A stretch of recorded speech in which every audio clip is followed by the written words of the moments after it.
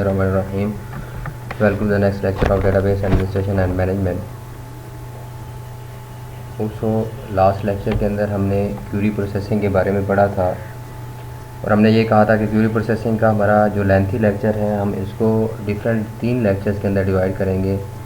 तो इसके second part यानी फर्स्ट पार्ट के अंदर हमने ये पढ़ा था कि व्हाट इज़ क्यूरी प्रोसेसर की main functionality, problems of query processing, important characteristic of query processor, ये हमने पढ़ी थी। ये डिफरेंट हमारे पास languages, types of optimization, timing, statistic, decision side, explanation of the network topology, explanation of the replicated fragments, use of semi join. तो ये हमारे पास क्यूरी प्रोसेसर की डिफरेंट हमने करैक्टरिस्टिक्स पढ़ी थी और आज का हमारा जो लेक्चर है उसके अंदर हम उसी को कंटिन्यू करते हुए आज हम लेयरिंग ऑफ क्यूरी प्रोसेसिंग कि क्यूरी प्रोसेसिंग के हम लेयरिंग क्यों करते हैं कि जो हमारे डिस्ट्रीब्यूटेड DBMS के अंदर जो क्यूरी प्रोसेसिंग है, processing of query in distributed DBMS instead of centralized local DBMS। Understanding the query processing is distributed database environment के अंदर क्यूरी प्रोसेसिंग को समझना very difficult instead of centralized database because there are many elements involve, क्योंकि हमारे पास इसके अंदर बहुत सारे एलिमेंट्स हैं जब हम डिस्ट्रीब्यूटेड क्यूरी प्रोसेसिंग की बात करते हैं। Query processing problem is divided into several sub problems. तो इसलिए हमारे पास क्यूरी प्रोसेसर प्रॉब्लम को मुख्तलिफ छोटी छोटी प्रॉब्लम में डिवाइड कर दिया जाता है। Steps which are easier to solve individually, जिनको अलग-अलग आसानी से सॉल्व किया जा सकता है। A general layering scheme for describing the distributed query processing is given below. तो आमतौर पर जो हमारे पास लेयरिंग स्कीम यूज़ होती है डिस्ट्रीब्यूटेड कंप्यूटिंग के लिए वो हमें यहाँ पे दी हुई है। Query processing involve 4 main layers, 4 layers होती हैं क्यूरी प्रोसेसिंग की। First is query decomposition, then data localization, then global query optimization, then distributed execution. तो ये हमारे पास 4 मेन लेयर्स हैं क्यूरी प्रोसेसिंग की जो हम आज के लेक्चर के अंदर डिस्कस करेंगे। फर्स्ट ऑफ ऑल हमारे पास main layers of the query processing जो हम एक डायग्राम की बात कर लेते हैं। यहाँ पे हम देख लेते हैं कि जो हमारी क्यूरी होती है वो आप लोग को पता है calculus query on the global relation. जो एक ग्लोबल रिलेशन के ऊपर हम एक कैलकुलस क्यूरी क्या कर रहे हैं, अप्लाई कर रहे हैं, ठीक है। उसके अंदर हमारे पास फिर वो जो हमारी क्यूरी होती है वो किस फेज़ के अंदर आती है, क्यूरी डीकम्पोजिशन के अंदर। वो क्यूरी डीकम्पोजिशन होगी algebraic query on global relation. जो उसके लिए हमारे पास एक अलजेब्रिक क्यूरी बनेगी जो हमारे ग्लोबल रिलेशन के ऊपर होगी। फिर डाटा लोकलाइजेशन होगी, मीन के जो हमारे पास फ्रैगमेंट स्कीमा है, मीन के ये सारी इन्फॉर्मेशन कहाँ पे है, ग्लोबल स्कीमा के अंदर है, ठीक है। फिर हमारे पास जो डाटा लोकलाइजेशन होगी, मीन के डाटा इकट्ठा किया जाएगा, लोकेट किया जाएगा, ढूंढा जाएगा कि कहाँ कहाँ हमारे पास फ्रैगमेंट कौन कौन सा पड़ा हुआ है। डिस्ट्रीब्यूटेड क्योंकि डेटाबेस है हमारी, जब डिस्ट्रीब्यूटेड डेटाबेस की बात करते हैं तो हमारा कुछ डाटा कहाँ पे होगा, कुछ डाटा हमारे पास क्या होगा, कहाँ पे होगा। तो उन डाटा को लोकेट करना है कि हमारे पास कहाँ कहाँ पे है। वो फ्रैगमेंट स्कीमा के अंदर उसकी इन्फॉर्मेशन होगी कि कौन सा फ्रैगमेंट, कौन सा हिस्सा कहाँ पे है। फिर अलजेब्रिक क्यूरी ऑन फ्रैगमेंट्स, वो जो अलजेब्रिक क्यूरी है उन फ्रैगमेंट्स के ऊपर क्या होगी, अप्लाई होगी, जो हमें डाटा रिट्रीव करके देगी, ठीक है। इसी तरह हमारे पास ग्लोबल ऑप्टिमाइजेशन, उसके बाद हमारे पास क्या होगी, ग्लोबल ऑप्टिमाइजेशन होगी क्यूरी की, एलोकेशन स्कीमा के अंदर होगी ये इसकी सारी इन्फॉर्मेशन। तो उससे हमारे पास डेटाबेस की जो हमारी क्यूरी है उसको क्या किया जाएगा, ऑप्टिमाइज। मैं इसकी आगे एग्जांपल आप लोगों को दूंगा। ये सारी जितनी भी हमारे पास लेयर हैं ये कहाँ पे है, कंट्रोल साइड्स के ऊपर। फिर हमें कंट्रोल साइड से आगे जब निकलेंगे डिस्ट्रीब्यूटेड क्यूरी एग्जीक्यूशन प्लान होगा कि हमारी जो डिस्ट्रीब्यूटेड क्यूरी है वो कैसे एग्जीक्यूट होगी, पहले कौन सी एग्जीक्यूशन होगी, बाद में कौन सी एग्जीक्यूशन होगी। फिर हमारे पास डिस्ट्रीब्यूटेड एग्जीक्यूशन होगी क्यूरी की, यानी लोकल साइड के ऊपर जहाँ जहाँ क्यूरी एग्जीक्यूट होना है वो क्यूरी हमारी क्या होगी, एग्जीक्यूट होगी और हमें डाटा रिट्रीव करा के डाटा रिटर्न कराएगी। ये कैसे सारे काम होंगे, कैसे रिटर्न कराएगी, वो हम आगे स्टेप बाय स्टेप हम देखते जाते हैं कि ये किस तरह क्या हो रहा है, हमारा काम हो रहा है, ठीक है। तो यहाँ पे हमारे पास layer of query processing, main layers of the query processing, हमने कहा कि 4 लेयर्स हैं। The input is a query on the global data express and relational calculus, ठीक है। जो हमारे ग्लोबल डाटा के ऊपर जो रिलेशनल कैलकुलस के अंदर फॉर्म में हमारे पास क्या होगी, क्यूरी होगी उसके ऊपर। This query is post on the global distributed relation, meaning that data distribution is hidden, कि मीन कि हमारे पास हमें, क्योंकि हम एक जगह से क्या कर रहे हैं, क्यूरी कर रहे हैं, उससे हमें नहीं पता कि हमारा डाटा डिस्ट्रीब्यूटेड है या कहाँ कहाँ लोकेट करता है। जो हमारा एंड यूज़र है वो सिर्फ क्या कर रहा है, वहाँ पे क्यूरी कर रहा है। The first 3 layers map the input query into an optimized distributed query execution plan. जैसे अभी मैं आप लोगों को ये बताया है कि जो पहली 3 लेयर्स हैं जो हमारी एक कैलकुलस क्यूरी को एक क्यूरी डीकम्पोज करके हमें कहा देता है ग्लोबल ऑप्टिमाइजेशन की तरफ लेके जाता है, एक ऑप्टिमाइज क्यूरी देता है। ऑप्टिमाइज क्यूरी का मतलब यह है कि हम क्यूरी प्लान क्यूरी को डिकम्पोज करके उसको दोबारा इस तरह ज्वाइन करना है कि जो हमारा रिज़ल्ट जो पहले ओरिजिनल क्यूरी थी उसका रिज़ल्ट और डिकम्पोज वाली के बाद हमारे पास ऑप्टिमाइज क्यूरी का रिज़ल्ट क्या हो, सेम हो। अब यहाँ पे देखें, the first 3 layers map the input query into an optimize distributed query execution plan. तो हमारी इनपुट क्यूरी को किसके अंदर लेके आएगा, एक डिस्ट्रीब्यूटेड ऑप्टिमाइज क्यूरी की फॉर्म में। They perform the function of the query decomposition. क्या परफॉर्म, कौन कौन से फंक्शनैलिटी है, अभी भी मैंने आप लोगों को बताया कि डिकम्पोजिशन होगी, लोकलाइजेशन होगी और फिर ग्लोबल क्यूरी ऑप्टिमाइजेशन होगी। डिकम्पोजिशन का मतलब यह है कि क्यूरी को तोड़ दिया जाता है, यानी हिस्सों के अंदर डिवाइड कर दिया जाता है। फिर अगर हम बात करते हैं डाटा लोकलाइजेशन की, तो डाटा लोकेट किया जाता है कि इस क्यूरी के अंदर जो हमें डाटा चाहिए वो कौन कौन सी साइट्स के ऊपर मौजूद है। फिर ग्लोबल क्यूरी ऑप्टिमाइजेशन के, उस क्यूरी को इस तरह ऑप्टिमाइज़ किया जाता है कि हमारे पास जो हमारे ज्वाइंट्स हैं वो कम से कम हो और हमें जल्दी से डाटा रिट्रीव हो जाए, हमारी प्रोसेसिंग, हमारी मेमोरी कम से कम यूटिलाइज हो, प्रोसेसिंग क्या हो, कम से कम हो।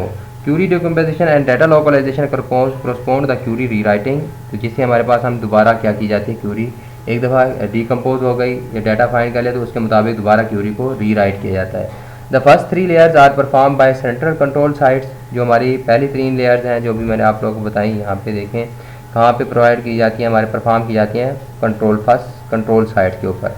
ठीक है, जब हम ये बात करते हैं इसके बाद यहाँ पे देखें कि हमारे पास the first 3 layers perform on the map input query into the optimized distributed query execution plan. They perform the function of the query decomposition, data localization and global query optimization. Query decomposition and data localization correspond to query rewriting. The first 3 layers are performed by a central control site and use schema information stored in the global directory. जहाँ पे हमारे पास जो schema information है वो कहाँ पे है, global directory के अंदर जो हमारी स्कीमा इन्फॉर्मेशन है वो यूज़ कर रहा है। इसी तरह अगर हम बात करते हैं the fourth layer perform the distributed query execution. जो हमारी चौथी लेयर है वो हमारी डिस्ट्रीब्यूटेड क्यूरी को एग्जीक्यूट करेगी by executing the plan and return the answer to the query. It is done by the local site and control site. यहाँ पे देखें कि ये हमारे पास ये सारी क्यूरी ऑप्टिमाइज हो गई। जो हमारी चौथी ये वाली हमारे पास है, ये बेसिकली हमारे यहाँ से हमारी क्यूरी आ गई है, कैलकुलस क्यूरी। ये 3 साइड है, query decomposition, data localization and global optimization. ठीक है, ये हमारे पास कहाँ पे हो रहा है, कंट्रोल साइट के ऊपर। और जो हमारी यहाँ डिस्ट्रीब्यूटेड क्यूरी एग्जीक्यूट होगी वो कहाँ पे है, लोकल साइट के ऊपर। लोकल साइट के ऊपर क्योंकि हमारे पास क्यूरी कहाँ पे होनी है, लोकल सर्वर के ऊपर, उसने हमें रिजल्ट क्या करने हैं, रिट्रीव करके देने हैं। क्यूरी डिकम्पोजिशन से क्या मुराद है, अब हम इसको ज़रा डिटेल के अंदर देख लेते हैं।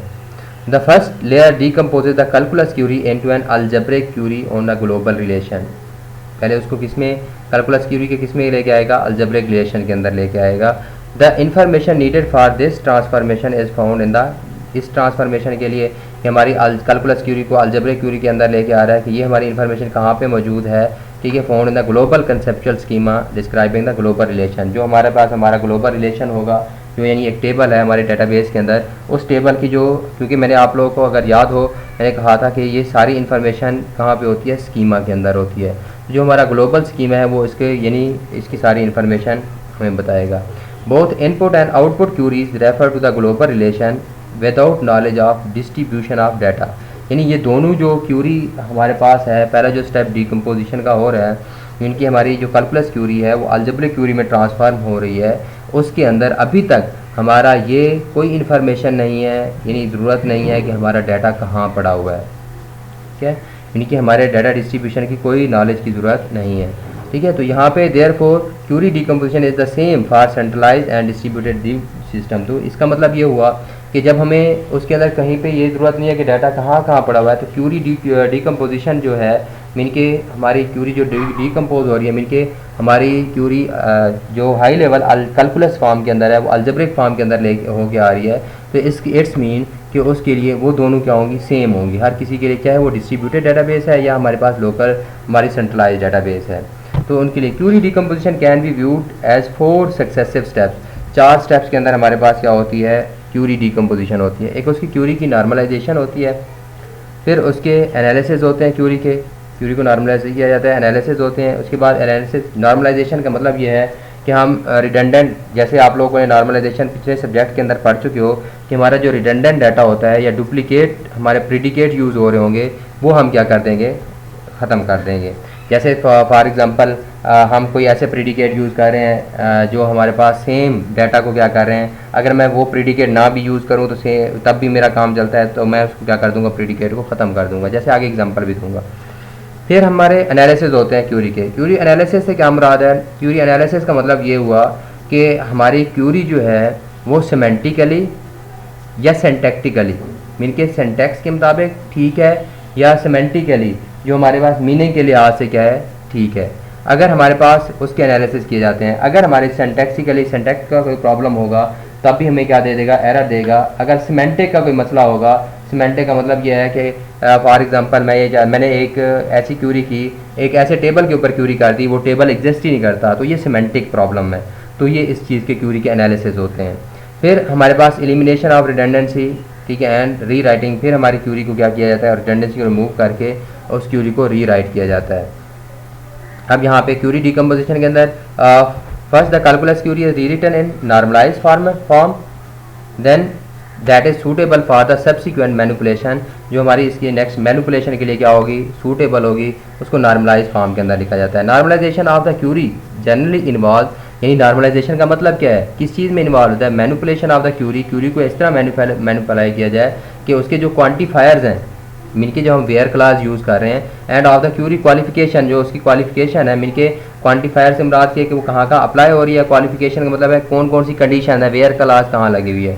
Bye applying the logical operator priorities, तो हमने उसके अंदर किसको देखना है, लॉजिकल ऑपरेटर की प्रायोरिटीज़ को देखना है। जैसे एंड और नॉट, हम जैसे मैंने कहा where name is equal to Ali and, यानी वेयर क्वालिफिकेशन उसकी देख रहा हूँ कि वो कहाँ कहाँ क्वालिफाई करती है। Where project number is equal to 1 2 3, तो ये हमारे पास उसके क्या देखे जाएंगे कि प्रीडिकेट देखे जाएंगे कि एंड और हमारे पास किसके नॉट, तो इनकी क्या क्या प्रायोरिटी है। Second the normalize query is analyze, उस नॉर्मलाइज क्यूरी को क्या किया जाएगा, नॉर्मलाइज किया जाएगा, एनालाइज किया जाएगा सिमेंटिकली। मैं आपको पिछले बता चुका हूँ जो, so that incorrect queries are detected, ताकि इनकरेक्ट क्यूरी डिटेक्ट की जा सके, पता चल जाएगा ये करेक्ट नहीं है तो उसको रिजेक्ट कर दिया जाए, and reject as early as possible. Typically they use some sort of the graph that capture the semantic of the queries. तो मोस्टली क्या होता है, ये जो हमारा क्यूरी प्रोसेसर है उसके ग्राफिकल मेथड यूज़ करता है, ग्राफ यूज़ करता है। अगर उसके अंदर कोई ग्राफ, ठीक है, क्यूरी के अंदर डिस्कनेक्टेड आ रहा होता है तो इट्स मीन कि वो क्यूरी ठीक नहीं है, तो उसका सिमेंटिक ठीक नहीं है, तो वो हमें क्या कर देता है, रिजेक्ट कर देता है।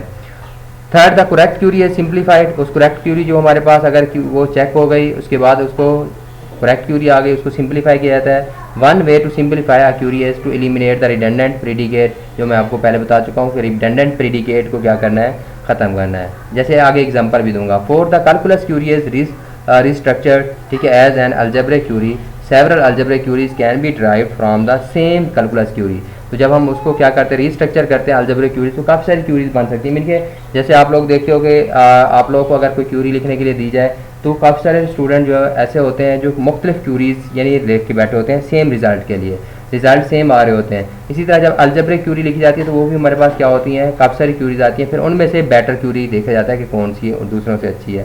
The quality of an algebraic query is defined in terms of expected performance, तो परफॉर्मेंस के लिहाज से क्यूरी की क्वालिटी डिफाइन की जाती है। फिर जो उनमें से एक बेस्ट क्यूरी है वो सिलेक्ट की जाती है, वो एग्जीक्यूट होती है। अभी आप देखें कि ये क्यूरी का आप लोग क्यूरी प्रोसेसिंग सुना है, तो अभी इतना सारा लेक्चर सुन रहे हो तो आप लोग तो समझते हैं कि हम क्यूरी करते हैं, विद इन अ सेकेंड हमें रिजल्ट मिल जाते हैं, ठीक है। तो बैक एंड पे विद इन उसी सेकेंड के अंदर बैक एंड पे ये सारे काम हो रहे होते हैं। अब क्यूरी नॉर्मलाइजेशन से क्या मुराद है, अभी हम इसको देखते हैं। Input query may be arbitrary complex, हमारी जो इनपुट क्यूरी है वो क्या होगी, आमतौर पर हो सकता है वो कम्प्लेक्स हो। It is a goal of normalization to transform the query to normalize form to facilitate further processing with relational languages such as SQL. The most important transformation is that of query qualification. Qualification का मतलब क्या है, जो मैं अभी आपको पहले बताया कि where class, the where class which may be arbitrary complex, ठीक है। वो where class हमारी क्या होती है, आमतौर पर complex हम उसके अंदर conditions लगा रहे होते हैं।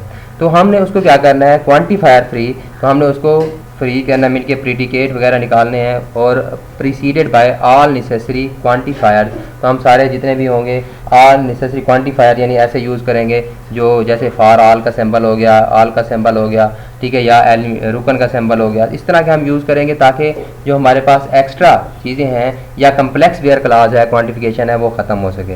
There are two possible normal form for the predicate, predicate के लिए दो पॉसिबल नॉर्मल फॉर्म है कि हम उन प्रीडिकेट को किस तरह क्या कर सकते हैं, नॉर्मल फॉर्म के ले सकते हैं। One, giving the precedence to and, कि एंड को प्रेसिडेंस दे दें, या and the other to or predicate, या फिर और प्रेडिकेट को क्या दे दें हम, प्रेसिडेंस दे दें।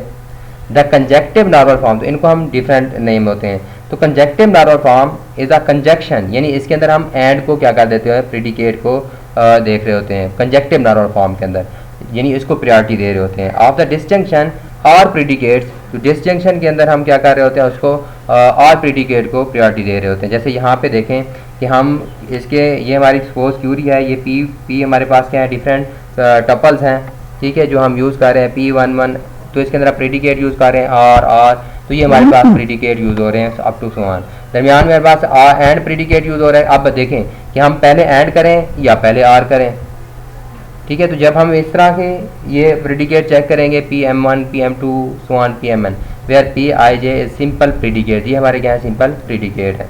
तो अब the qualification in disjunctive form, disjunctive form में मैंने अभी आप लोग बताया एंड को हम वो देते हैं। On the other hand is as follows, ठीक है। डिसजंक्शन फॉर्म के अंदर हमारे पास क्या होगा कि दरमियान में सारे ये हमारे पास एंड प्रीडिकेट हो रहे हैं और दरमियान में हमारे पास उन सबका जो रिजल्ट आ रहा है उनको क्या किया जा रहा है, आर किया जा रहा है।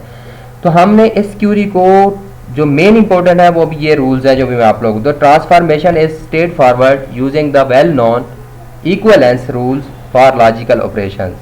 तो जो हमारे पास लॉजिकल ऑपरेटर्स हैं तो उनके इक्विवेलेंस रूल्स अगर हमें पता होंगे तब हम उसको क्या कर सकते हैं, क्यूरी को नॉर्मलाइज कर सकते हैं। तो हमारा ये बाय डिफ़ॉल्ट देखें, ये क्यूरी प्रोसेसर अंदर देखें, जब हम गलत क्यूरी लिखते हैं तो इसका मतलब है हम क्यूरी प्रोसेसर का काम बढ़ा देते हैं।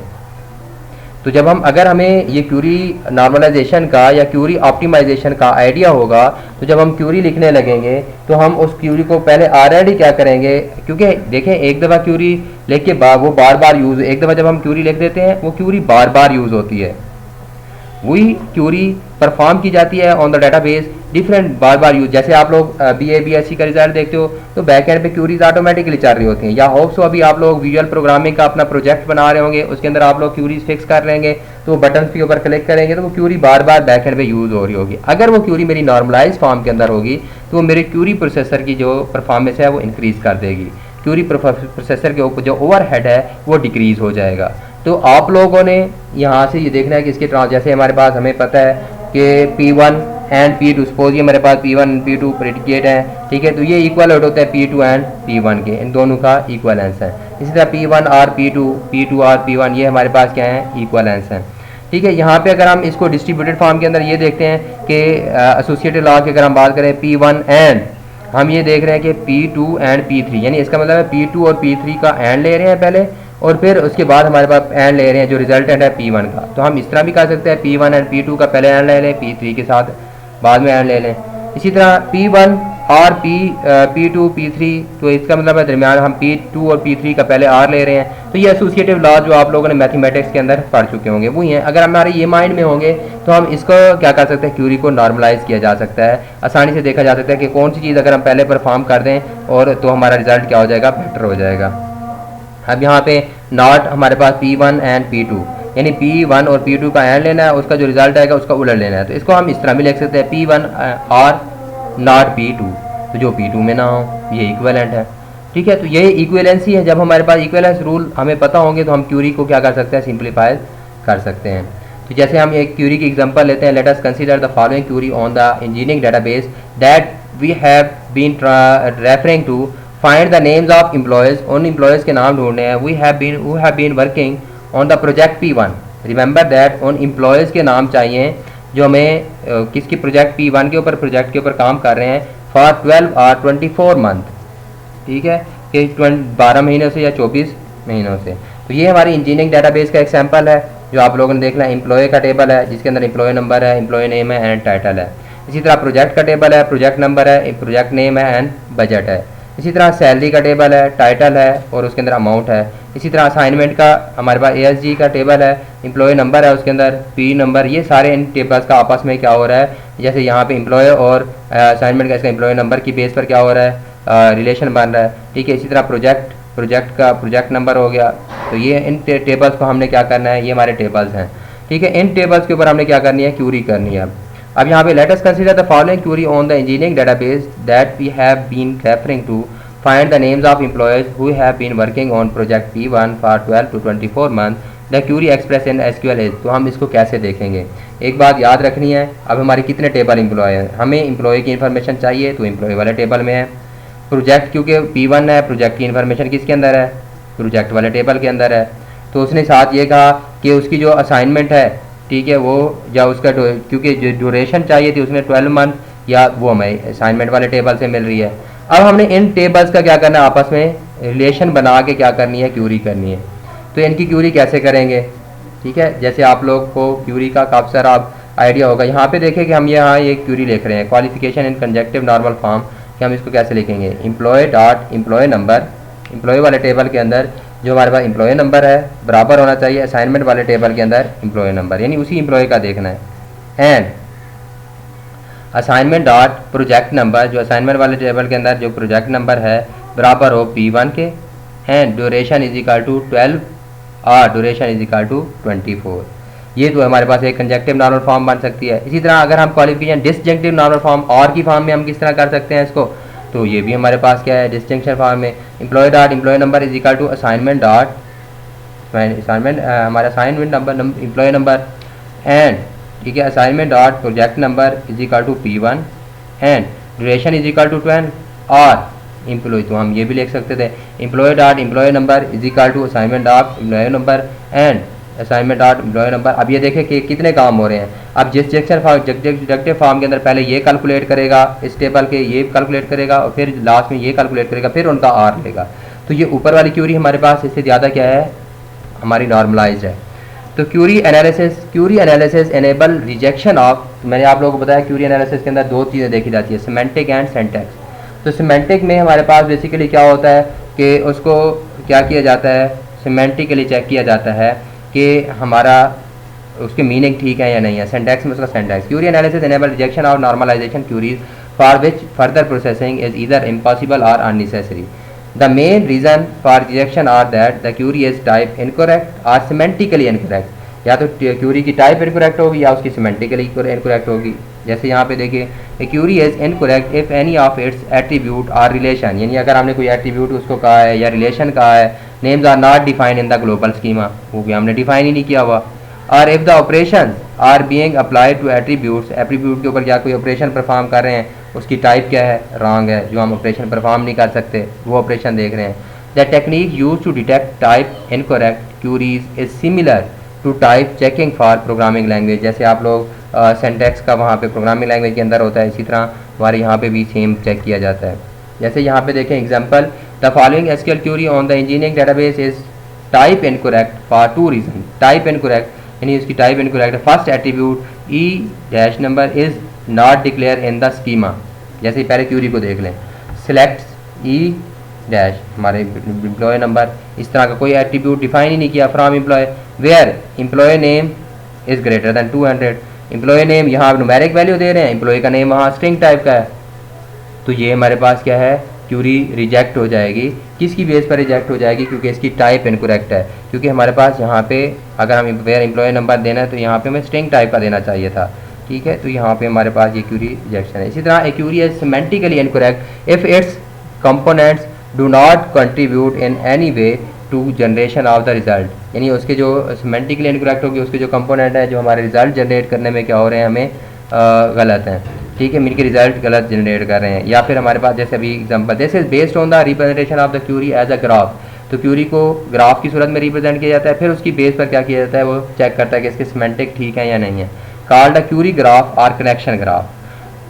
जैसे मैं आप आगे एग्जांपल दूंगा, क्यूरी ग्राफ और कनेक्शन ग्राफ, इनके उनके आपस में रिलेशन बन रहा होगा तो वो उसको कहेगा सिमेंटिकली ठीक है, अदरवाइज कहेगा इनकरेक्ट है। In query graph one node indicate the result relation and any other node indicate an operand relation, ठीक है, जिसके ऊपर ऑपरेशन परफॉर्म किया जा रहा होगा। An edge between two nodes one of which does not correspond to the result represent as a join. तो उनके दरमियान जो एज होते हैं वो किसकी तौर पर जो होते हैं, ज्वाइन के तौर पर। Where edge an edge whose destination node is the result represent a project. जैसे अभी an important subgraph of the query graph is the join graph in which only the joins are considered। जैसे हमारे पास एक example यहाँ पे देख लें, ये क्यूरी देख लेते हैं, फिर उसकी एग्जांपल देख लेते हैं ग्राफिकल, तो आप लोगों को पिछली स्लाइड की सारी चीज़ें समझ आ जाएंगी। Let us consider the following query, find the names and responsibility of the programmer. हमने नेम्स और उनकी प्रोग्रामर्स की रिस्पॉन्सिबिलिटी देखनी है। Who have been working on the CAD और कैम प्रोजेक्ट, की जो कैड और कैम प्रोजेक्ट के ऊपर काम कर रहे हैं for more than 3 years। The query express in SQL is select employee name responsibility from employee number assignment project where employee dot employee number is equal to assignment dot employee number and assignment dot employee project number is equal to project dot project number and project name is equal to CAD CAM and duration is equal to 36 and title is equal to programmers। ये हमारी Curie है जो बिल्कुल accurate है। अगर हम इसको graphical form के अंदर देखते हैं तो यहाँ हमारे पास पहले तो देख लें कि टेबल्स, रिजल्टेंट टेबल को छोड़ दें, 3 टेबल्स के ऊपर ये अप्लाई हो रही है, एक एम्प्लॉय का टेबल, एक असाइनमेंट का टेबल और एक प्रोजेक्ट का टेबल। तो अब यहाँ पे आप लोग देखें कि जब ये हमारे पास हमने इनका आपस में रिलेशन बनाया नहीं बनाया, फिर हमने अपनी क्यूरी के अंदर लिखा है इन असाइनमेंट के साथ assignment dot project number is equal to project dot project number. तो ये दोनों, इन दोनों के रिलेशन क्या हो रहा है, शो हो रहा है, यानी इसका हमारे पास क्या आ जाएगा, रिजल्ट आ जाएगा। और जो हमने कहा इसी तरह इन दो का हमने क्या किया है, employee dot employ number is equal to assignment dot employ number. तो यानी इन दोनों के ऊपर भी हमारे पास क्या हो रहा है, क्वालिफाई हो रहा है। ठीक है, फिर हमने यहाँ पे कहा टाइटल इज इक्वल टू, जो एम्प्लॉय वाले टेबल के अंदर है title is equal to programmer होना चाहिए, तो हमें क्या दे देगा, प्रोग्रामर। तो उसमें से एम्प्लॉय वाले टेबल में से क्या रिजल्टेंट टेबल में क्या निकाल के लेके आएगा, नेम, तो यहाँ से हमें नेम दिखाएगा। इसी तरह यहाँ प्रोजेक्ट वाले टेबल के अंदर हमें क्या रिटर्न कराएगा कि जहाँ प्रोजेक्ट नेम क्या है, कैड और कैम है, ठीक है, वो उसको क्या दिखाएगा, हमें उसका नेम दिखाएगा। इसी तरह असाइनमेंट, उसकी रिस्पॉन्सिबिलिटी हमें असाइनमेंट वाले टेबल से हमें क्या दिखाएगा, उसकी रिस्पॉन्सिबिलिटी। ठीक है, तो सिर्फ हमने उसके नेम और रिस्पॉन्सिबिलिटी देखनी थी, बाकी कंडीशन थी इन प्रोजेक्ट के ऊपर। तो प्रोजेक्ट वाले टेबल में से रिजल्टेंट में कुछ नहीं आ रहा, लेकिन असाइनमेंट वाले टेबल में से उसकी रिस्पॉन्सिबिलिटी आ रही है और एम्प्लॉय वाले टेबल में से एम्प्लॉय नाम हमारा रिजल्टेंट। यानी इसका मतलब यह है कि ये हमारी क्यूरी जो है सिमेंटिकली करेक्ट है, क्योंकि ये सारे आपस में क्या हुआ है, जुड़े हुए हैं। इसी तरह अब यहाँ पे देखते हैं ज्वाइन के ग्राफ हमारे पास। यहाँ पे अगर हमने ये लगाया कि ये 3 टेबल थे जो हमारे पास, जो भी मैंने आपको बताया कि इनके आपस में करस्पॉन्डिंग ज्वाइंस थे, ये सब ग्राफ हमने उठाया है वहाँ पे। अब एक और क्यूरी देख लेते हैं। एक क्यूरी है semantically incorrect if its query graph is not connected। Example, let us consider the following query। हम यहाँ पे देख लें, select employee name select करना है, responsibility from कौन से 3 टेबल है उसी तरह के, employee ASG and project। अब यहाँ हम कंडीशन लगा रहे हैं where employee dot employee number is equal to assignment dot employee number and project name is equal to CAD and CAM। लेकिन ये वाला प्रोजेक्ट वाला टेबल किसी के साथ कनेक्टेड नहीं है। एंड ड्यूरेशन 36, ड्यूरेशन क्या है उसके 36 and title is equal to programmer. अब यहाँ पे देखें उसी क्यूरी को, यहाँ से हमने एम्प्लॉय डॉट एम्प्लॉय नेम यहाँ से ये उठा लिया तो हमें समझ आ रही है, लेकिन इनका आपस में हमने कोई रिलेशन क्यूरी के अंदर लिखा ही नहीं, इनको आपस में ज्वाइन ही नहीं किया। तो ये हमारे पास जो नोड है ये कनेक्टेड नहीं है। जब ये नोड कनेक्टेड नहीं है तो ये हमारी क्यूरी जो है ये सिमेंटिकली इनकरेक्ट है। ठीक है, अगर हमारे पास, क्योंकि कंडीशन हमने लगा दी है कि प्रोजेक्ट नेम जो है वो क्या होना चाहिए, कैड एंड कैम, लेकिन वो कैसे चेक करेगा कि प्रोजेक्ट नेम क्या हो, कैड एंड कैम हो, क्योंकि हम जो इनकी कंडीशन लगा रहे हैं, इनकी कंडीशन तो हमारे पास क्या है, employee dot employ number assignment dot employ number क्या होना चाहिए, सेम होना चाहिए, उनके एम्प्लॉय का नेम दिखा देगा। लेकिन यहाँ पे असाइनमेंट की हमें रिस्पॉन्सिबिलिटी भी दिखा रहा है, लेकिन यहाँ पे हमने कहा कि ये चेक नहीं कर पाएगा कि प्रोजेक्ट नेम कैड और कैम भी है कि नहीं है। तो ये हमारी क्यूरी क्या होगी, it's query graph shown below and disconnected which tell us, अगर ये डिस्कनेक्टेड है ये हमें बता रहा है that the query is semantically incorrect, query हमारी सिमेंटिकली क्या है, इनकरेक्ट है। तो इसके बाद हमारे पास जो क्यूरी प्रोसेसिंग का नेक्स्ट टॉपिक है कि हमने उसके अंदर क्या करना है, एलिमिनेशन ऑफ रिडंडेंसी, कि रिडंडेंसी को हमने किस तरह क्या करना है, एलिमिनेट करना है, ख़त्म करना है। Simplify the query by eliminating the redundancy, जी रिडंडेंट प्रेडिकेट्स जो हमारे पास होंगे वो हम रिडंडेंट ख़त्म कर देंगे। Redundancy are often due to the semantic integrity constraint, जो हम कंस्ट्रेंट लगा रहे हैं, रूल्स लगा रहे हैं, वो हमारे पास क्या है, हम गलत लगा देते हैं। जैसे अभी एग्जांपल दूंगा तो आप लोग इसको भी क्लियर हो जाएगा। ट्रांसफॉर्मेशन रूल्स आर एज, जैसे यहाँ पे देखो पी एंड पी, अगर हमारे पास एक सपोज कोई भी एट्रीब्यूट है पी, दूसरा क्या है उसके साथ हमने उसका एंड लेना है, यानी कंडीशन हम उसी के ऊपर एक ही एट्रीब्यूट के ऊपर लगा रहे हैं, तो हम अगर हम उसके ऊपर लगाएंगे पी एंड पी, हमेशा रिजल्ट तो क्या आएगा, पी ही आएगा। तो हमें पी एंड पी यूज़ करने की बजाय क्या यूज़ करना चाहिए, सिर्फ पी यूज़ होगा। समझ आ गई इस बात की कि हमारे पास यहाँ जो हम कह रहे हैं पी एंड पी, तो हमें क्या ज़रूरत है उसको पी एंड करने की, पी का उसी के साथ एंड लेंगे तो वो सेम रिजल्ट आ जाएगा। तो हमें सिर्फ पी यूज़ करना है, ये पी एंड पी हमारा क्या हो जाएगा, इनकरेक्ट हो जाए, इनकरेक्ट का मतलब है कि डुप्लीकेट हो जाएगा। इस तरह पी आर पी के वो मेरे पास तब भी रिजल्ट क्या आएगा, पी ही आएगा। तो हमें ये और प्रेडिकेट यूज़ करने की ज़रूरत ही नहीं है। इसी तरह पी एंड ट्रू, तो किसी भी ट्रू के साथ पी का बोलेंगे तो पी ही आएगा, तब भी हमें ये प्रेडिकेट यूज़ करने की ज़रूरत नहीं है। अब हाउस हो ये आप लोगों को समझ आ गया कि इस तरह के अगर क्यूरी के अंदर प्रेडिकेट आ रहे हैं, रिजल्ट क्या आ रहा है उसका सेम आ रहा है। अगर हम इसको क्या कर देंगे, ख़त्म कर देंगे, तो हमारे एलिमिनेशन क्या हो जाएगी, रिमूव हो जाएगी, डुप्लीकेशन क्या हो जाएगी, एलिमिनेट हो जाएगी, तो हमारी क्यूरी क्या बन जाएगी, नॉर्मलाइज हो जाएगी। ठीक है, एग्जांपल जैसे यहाँ पे देखें, elimination of redundancy, select title from employee. Employee में से हम क्या कर रहे हैं, टाइटल सेलेक्ट कर रहे हैं एम्प्लॉय वाले टेबल में से। वेयर अब हम यहाँ पे कह रहे हैं नॉट किसके ऊपर लगा रहे हैं, title is equal to programmer, कि प्रोग्रामर का जो टाइटल है वो प्रोग्रामर नहीं होना चाहिए। फिर हम आगे कह रहे हैं and title is equal to programmer or title is equal to elegant, या तो उसका टाइटल क्या हो तो एलिजेंट हो, या फिर हमारे पास क्या हो, प्रोग्रामर हो। And not title is equal to elegant or employ name is equal to J Doe. तो अगर हम इसको एलिमिनेट करेंगे ये हमारे पास क्या है, सेम रिजल्ट देगी। अगर हम इसको इस तरह करके लिख लेते हैं, can we simplify using the previous rule, become select title from employ where employ name is equal to J dot eye.